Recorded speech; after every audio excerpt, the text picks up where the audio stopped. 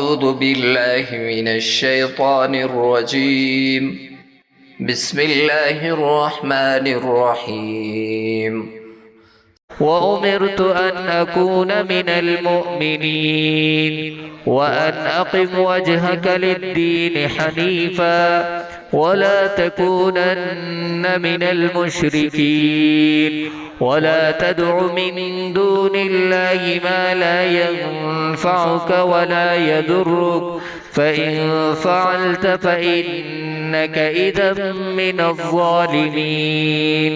صدق الله العظيم. والسلام عليكم ورحمة الله وبركاته.